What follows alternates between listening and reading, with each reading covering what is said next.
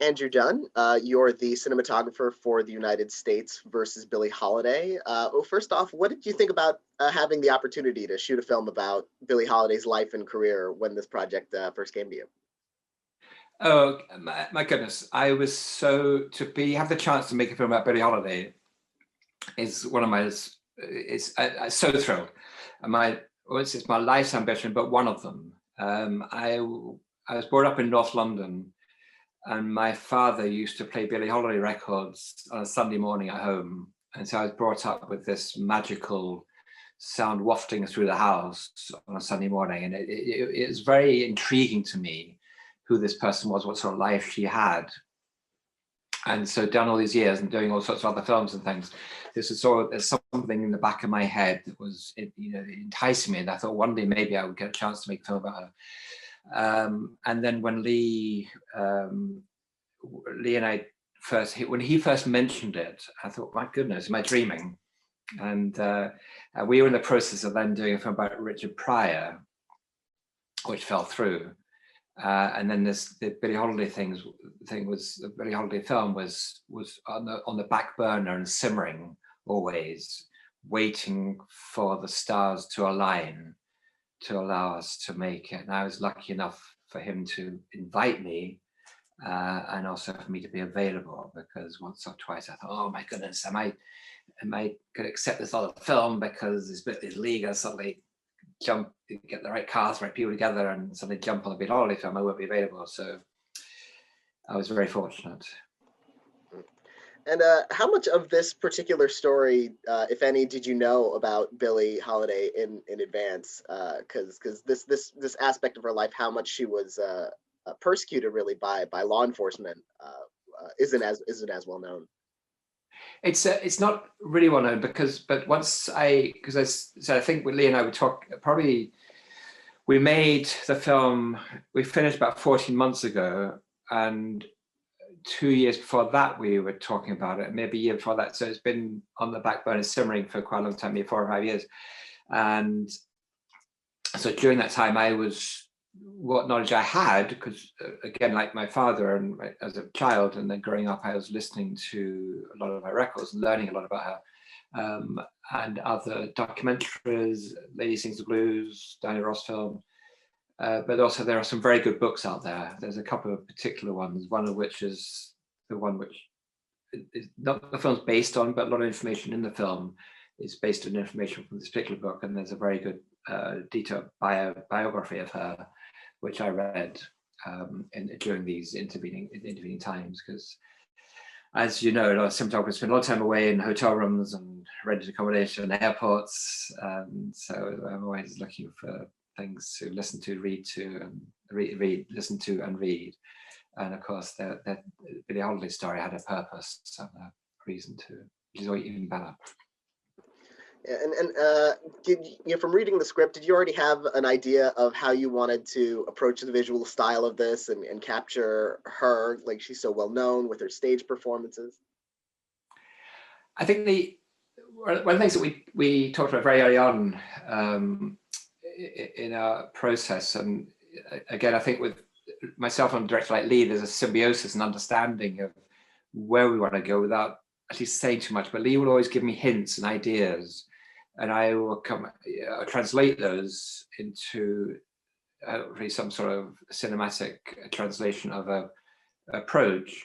But one of the early things we all knew we wanted to do is to be intimate with her and her life and these characters, and get inside her and her head, not look back at this period.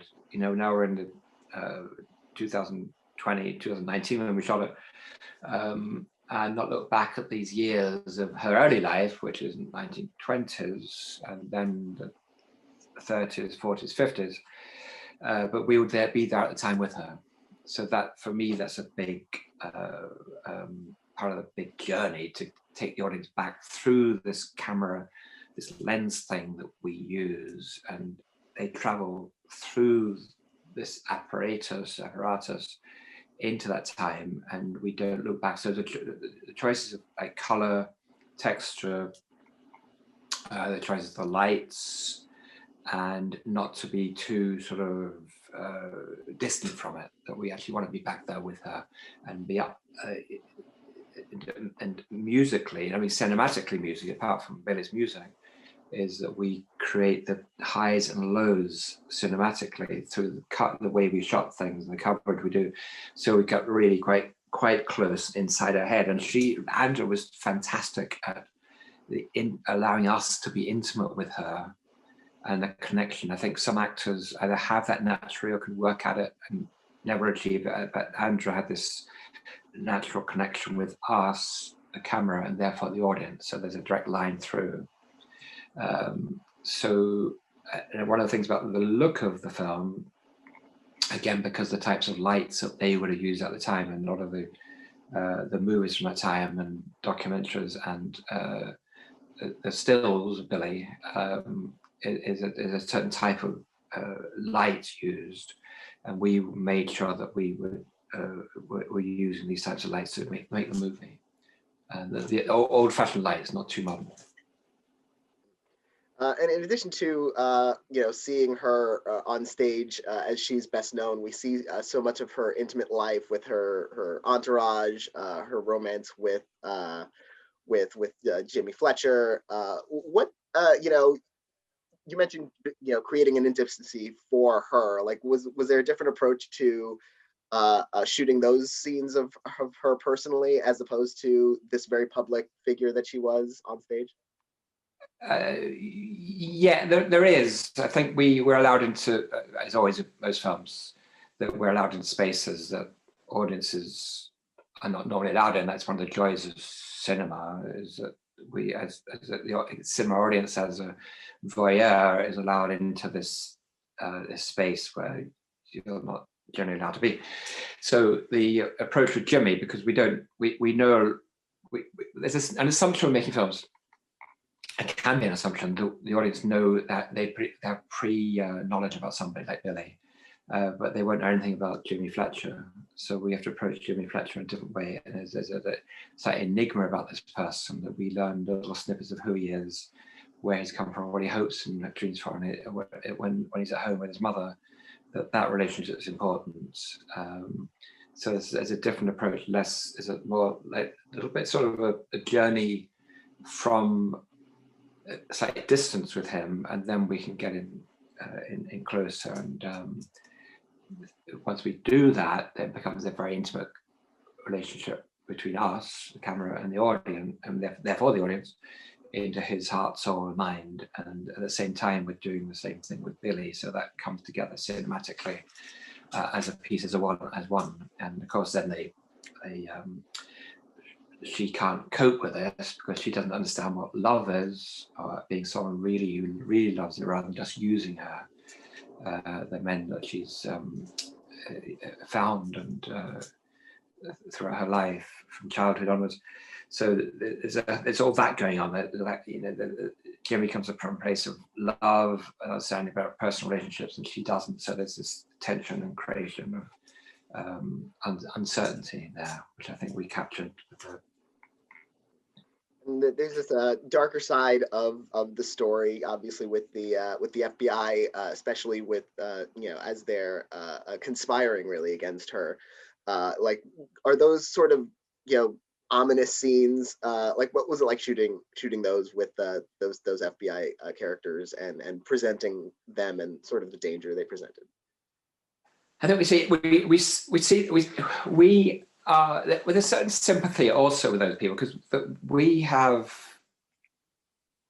I think the audience has to understand who these people are. I think in any film, I think one of the mistakes in a lot of films is there's a bad guy and a good guy, and we don't quite understand the bad guy. We know the bad guys, but then we have to sort of, if you understand them a bit more, who their fears, hopes, and dreams, then you can go on this journey with them a little bit more, and then their interaction with who they're out, in this case, Billie, and the danger they are to her. So there's an approach to them for us that we obviously you're going to see them in an environment and what they're saying, but it's so we don't get quite so close to them.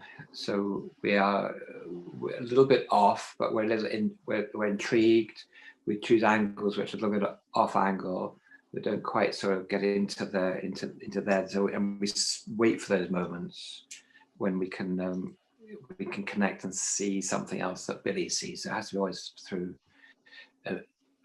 Billie's journey, but of course we aren't always with Billie, with these people. So we have to, once we get into from the beginning of the film, get to Billie's soul, and then we can, once we understand that as an audience, then we can go on this other journey, meeting other people from her perspective. Hopefully, that works.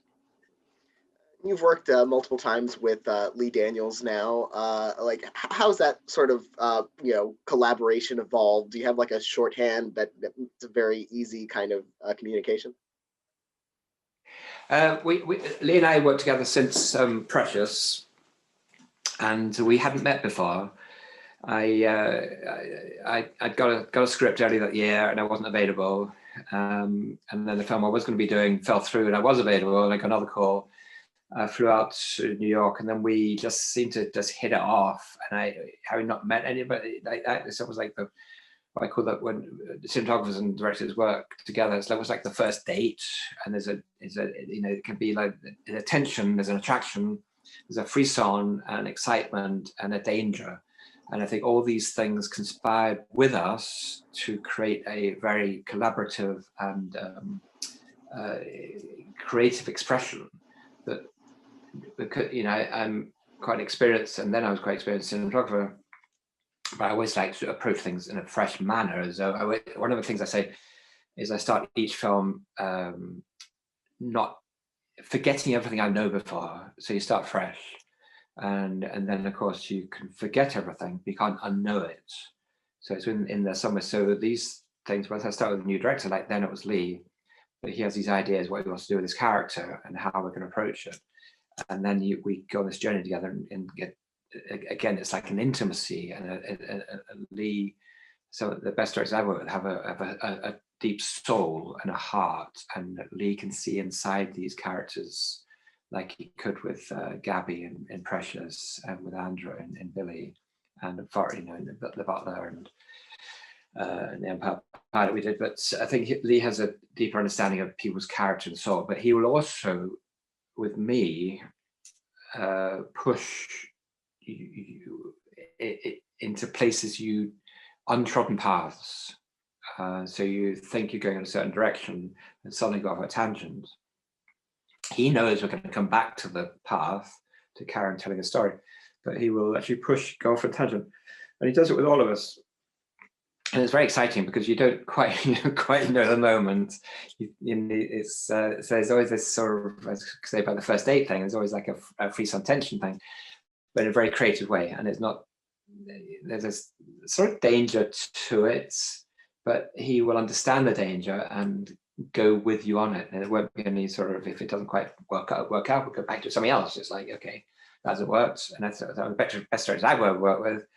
And the ones who try things out. My cinematographers who I admire most, the people who try things out. They don't always work, but you can see that they've tried something, and it's exciting that it's so easy to walk the well-trodden path and be safe, and do a film, and you're going to say if you're going to get the next film, whatever. But to try something different is very exciting. So as far as Lee's concerned, my relationship with Lee, he will.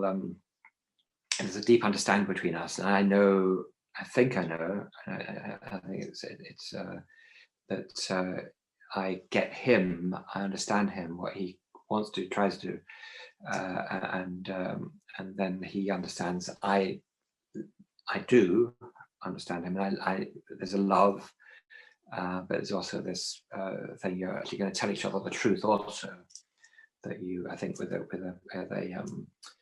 going back to the first date thing, I think that's more because there's a tension, a frisson thing, excitement. But then the second film together is sort of dangerous because you become friends and you're not necessarily going to tell each other the truth. I think if you get to a point where you, down the line, you're actually going to tell that. I think Lee will cut straight to the main artery or something, and let it bleed, and then see what happens. And I love that. I go with it because I think it's exciting for me. And so this is a basis relationship, and he will. He's a free spirit, and and we don't do a lot of prep. We will look at some films maybe and images, but we will look at locations and ideas. But then we arrive on the set with the actors and feel it. And again, that Altman approach that you're working from the script, obviously, but then you're working with these characters, allowing the actors to be who they are, which is the character, and therefore we're on this journey with them. And the camera for me also is a character. Therefore, the audience in these situations, the cinema audience, the TV audience, feels safe in these environments as the guest, as a voyeur, because the camera is a character. Therefore, the audience is a character, but they're not really there. And then the audience, the actors feel safe in this environment to be who they are supposed to be, and we're privileged and lucky enough to be there with them. I hope that makes sense. Yeah, definitely. And one of the most memorable scenes and visually impressive scenes to me in the film is where Billie is coming across the scene of the lynching. What was that a difficult sequence to kind of plan out and to shoot, or what kind of considerations went into that one? Yeah, the scene when Billie gets off the bus and bends down to have a pee in the long grass, and she hears something and walks forward and goes to see the devastation and the lynching, the kids, the kids who lost their mother, and the burning cross, and the father holding on. And then that develops, it's all in one shot, basically. This is the challenge of that. We were determined to try and do this all in one shot, real time, not have any cuts, which have been very easy to put cuts in there. But we were determined to do it in real time, all in one shot. So she comes across us, and then Jimmy gets off the bus to find her. She pushes him away, goes into this shack, and has this journey through her mind, her life, the Black experience in the USA is, and multiple zillion things are going on in there, in the multiple layers of what is happening. So to create this in one shot is quite a challenge, and one of the challenges, one of the main challenges, actually, mundanely, really, is to find the right location, because we had to find a shack, the place where she could potentially get off the bus, the lynching, and the burnt shack, and the burning cross. So obviously we brought in some of those elements, but when we found this place, there was actually a shack which had been destroyed. There was a shack that she goes into, which is just adjacent to that. So this is one of the main challenges, to find all these components in the right place. And then once having found it, to plan the way we choreograph the camera to encompass all this and allow Billie, Andrew, the freedom to do what she would need to do to make it work for her, for us. And then inside the shack, we would separate out, it was like a fairly open space when we looked at it, but Dan Durant's the designer, and I, and his team, my team, and the grips got together to build walls and spaces within it, cut off the ceiling, and do different lighting rigs within that, so we could, during her journey in this labyrinth of her journey through the shack, we could make one space feel like somewhere else. So by the time we got around a corner, around the bend, the back end, it's almost like a wall would get changed from another wall, a curtain would come in, and then we would come around and could basically, like you are in a labyrinth or a maze, get very confused about quite where you are, which is part of the intention of it, and the joy of it is the audience will lose their spatial reality. And her journey is her mindset is such a turmoil that we would go on this journey with her. So to do that, of course, we had to build a set within the existing location, and section of walls, and dress them all, color them all, light them all in different ways. So when we go around the corner, there would be some lights would get dimmed down, other lights come up. Very theatrical type of approach. So like in a theatre on a stage, you're creating in the same space by changing some lights, you're creating a whole new environment, and that's part of what we were doing. At the end of that, she comes back almost like a full circle, where you wouldn't know it's full circle because we changed some of the dressing and walls and lighting. Is then she meets up with her Miss Freddie and Rosalind, and they change her costume, and we go through this curtain into Carnegie Hall. Now the curtain actually existed we put the curtain in the shack, and I think there's like a parcan or a 2K in the shack, which would simulate the spotlight at Carnegie Hall, and she goes through the curtain into the spotlight, and then we cut to this big auditorium back in Montreal where we would create Carnegie Hall. So the big challenge was for there is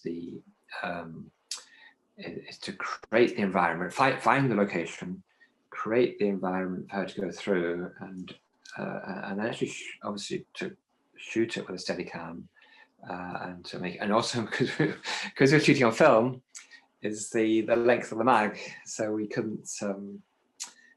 We had to make sure it would, without obviously limiting Andrew's Billy's journey, is to make sure we could encompass it all through on one take, and that was the challenge. Many challenges, but I think we thanks to everybody's. I don't want to. It's a very good question, because one of the things often in films is the belief of the participants that this is actually going to work. Because it's when we're making films, there's always a bit of self-doubt. I mean, I think actors have a lot of.